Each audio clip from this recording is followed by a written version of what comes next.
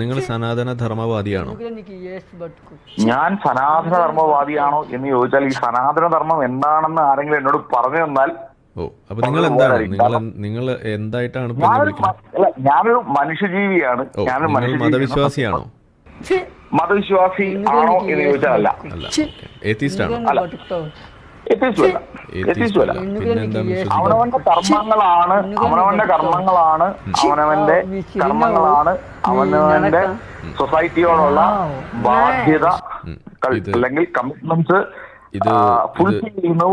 വിശ്വസിക്കുന്ന ഒരു ചെയ്തതെന്താ? നിങ്ങൾ ഇവിടെയുള്ള മതങ്ങളൊക്കെ എടുത്തു, എന്നിട്ട് അതിനകത്ത് നിന്ന് നിങ്ങൾക്ക് ഇഷ്ടമില്ല എന്നുള്ള രീതിയിൽ നിങ്ങൾ കുറെ സാധനങ്ങൾ കണ്ടെത്തി. നിർഭാഗ്യവശാൽ അത് ബഹുഭൂരിപക്ഷ സാധനങ്ങൾ നിങ്ങൾക്ക് എടുക്കാൻ കൊള്ളൂല എന്ന് നിങ്ങൾക്ക് തോന്നുകയാണ്.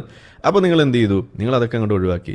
അതിനകത്ത് ദൈവസങ്കല്പം അത് ഇച്ചിച്ചി, ഇപ്പുറത്ത് മറ്റേ എന്താണ് ഗിൽറ്റ് ട്രിപ്പിംഗ്, അത് നിങ്ങൾക്ക് ഇഷ്ടമല്ല, അത് ഇച്ചിച്ചി, അത് അങ്ങോട്ട് മാറ്റി. അങ്ങനെ ഓരോരോ സാധനങ്ങൾ നിങ്ങൾ മാറ്റി.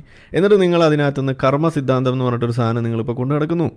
ഇതല്ലേ നിങ്ങൾ കൊണ്ടു നടക്കുന്നത്? ഈ കർമ്മ സിദ്ധാന്തം എല്ലാ മതത്തിലുള്ള സാധനമാണ്. നല്ലത് ചെയ്താൽ നിങ്ങൾക്ക് ഹൂറികളെ കിട്ടുന്ന ഒരു മതം പഠിപ്പിക്കുന്നു, ചീത്ത ചെയ്താൽ നിങ്ങളെ അൽഫഹം വെന്തിലയാക്കുന്നു വേറൊരു മതം പറയുന്നു, അതല്ലെങ്കിൽ നിങ്ങൾക്ക് സ്വർഗ്ഗത്തോപ്പിൽ പോയി അവിടെ മറ്റേ പണിക്കാരനായിട്ട് കൂടാമെന്ന് വേറൊരു മതം പറയുന്നു, വേറെ മതം പറയുന്നു നിങ്ങൾക്ക് പുനർജന്മം ഉണ്ടാകുന്നു.